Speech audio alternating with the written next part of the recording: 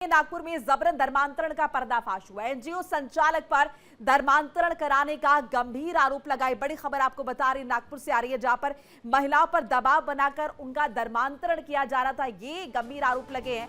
NGO के महिला कर्मचारियों ने राज खोला है। एनजीओ संचालक फाजिल काजी गिरफ्तार हुआ है। नासिक की टीसीएस में कथित यौन शोषण और धर्मांतरण का मामला भी शांत नहीं हुआ कि नागपुर से एक और धर्मांतरण का मामला सामने आया, जहां एक एनजीओ की आड़ में महिलाओं का जबरन धर्मांतरण हो रहा है। यह खुलासा हुआ, इससे सनसनी फैल गई है। जानकारी के मुताबिक ये पूरा खेल यूनिवर्सल मल्टीपर्पज सोसाइटी के नाम पर चल रहा था। आरोप है कि सामाजिक गतिविधियों की आड़ में एनजीओ संचालक फाजिल काजी महिलाओं का धर्मांतरण करा रहा था। उसके निशाने पर वो महिलाएं थी जो आरोपी के एनजीओ में काम करती थी।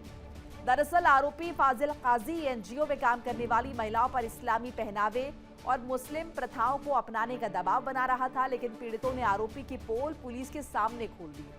एनजीओ में काम करने वाली कुछ महिलाओं ने पुलिस को बताया कि आरोपी फाजिल एनजीओ की आड़ लेकर महिला कर्मियों का धर्मांतरण करा रहा है। इसके बाद महाराष्ट्र एटीएस इस मामले में एक्टिव हो गई है। एटीएस अभी एनजीओ की फंडिंग और बाहरी कनेक्शन की जांच में जुटी हुई है।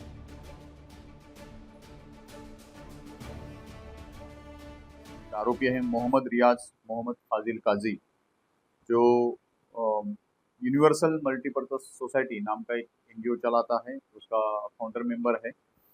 और लड़कियों का कंप्लेंट ये था, उसमें जो कंप्लेनेंट जो फर्स्ट कंप्लेनेंट है उसके साथ उसने कुछ मोलेस्टेशन वगैरह किया है, विनय भंग किया है। और बाकी जो लड़कियां हैं उनके साथ भी कुछ मुस्लिम धर्म के बारे में, आप नमाज पढ़ो, आप दुआ मांगो या रोजा पकड़ो, ऐसे कुछ बातें उसने उसके साथ बताया। हालांकि लड़कियां ने वो बातें मानी नहीं, लेकिन ये उनको बताता रहता था। साथ में कुछ लड़कियां इससे जॉब छोड़ के चली गई कुछ रीजन्स की वजह से, तो उसका मोबाइल हमने पोजीशन में ले लिया है। तो मोबाइल का डिटेल इन्वेस्टिगेशन करके उसी हिसाब से आगे का इन्वेस्टिगेशन हो जाएगी। इसलिए तो इसमें आईटी एक्ट भी हमारे एफआईआर में इंक्लूड किया गया है। और इसी पर ज्यादा इन्फॉर्मेशन के लिए गीतू चौहान जुड़ चुके हैं मेरे साथ न्यूज रूम से मेरी कोली। गीतू, पहले नासिक और अब नागपुर, अब क्या इसे कॉर्पोरेट जिहाद पार्ट 2 नाम दे? बिल्कुल ऐसा कहा जा सकता है कि जिस तरह से मामले सामने आ रहे हैं, पहले नासिक अब नागपुर, और यहाँ पर भी एक एनजीओ जिसकी जो एचआर हेड है उसी ने ये कंप्लेंट दर्ज कराई है।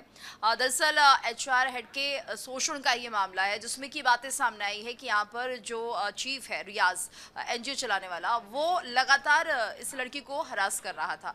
दूसरा, ये धर्म परिवर्तन के लिए दबाव बना रहा था और अश्लील बातें क्या करता था। तो ये सब जो मामला है ये जांच में सामने आ रहा है कि यहाँ पर किस तरीके से इन लड़कियों के साथ अभद्र टिप्पणी की जाती थी। लेकिन जो एक एफआईआर लिखाई गई है वो यहाँ की एचआर ने ही लिखाई है। हालांकि ये जो एनजीओ है गरीब बच्चों के लिए काम करता है, लेकिन काफ़ी लंबे समय से जिस तरह से मामले सामने आ रहे थे, तो ऐसे में इस पूरे मामले को लेकर जो यहाँ की एचआर हेड थी उसने ही ये शिकायत दर्ज कराई कि बहुत ज़्यादा दुर्व्यवहार उसके साथ हो रहा है। 2024 की अगर हम बात करें तो उन्होंने कहा कि बहुत ज़्यादा अभद्रता उस दौरान की थी, अश्लील कमेंट्स किए गए थे। और शायद इतना लंबा वक्त निकल जाने के बाद, तकरीबन 1.5 साल के बाद इस लड़की ने यहाँ पर हिम्मत जुटाई है और एफआईआर दर्ज कराई।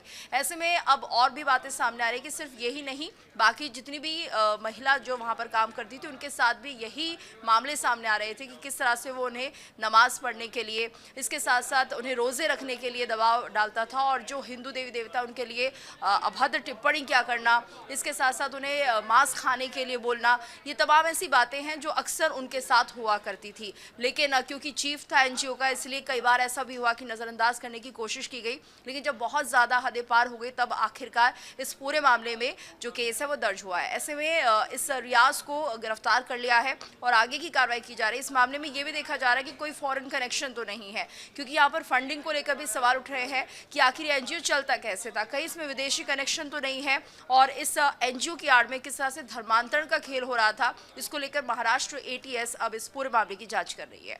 बहुत बहुत शुक्रिया आपका तमाम बातचीत जानकारी के लिए गीतू। तो ये जो मुख्य आरोपी है फिलहाल पुलिस के गिरफ्त में पहुंच चुका है, मामला दर्ज कर लिया गया है। देखिए इंडिया डेली 24/7 अब आपके स्मार्ट टीवी पर।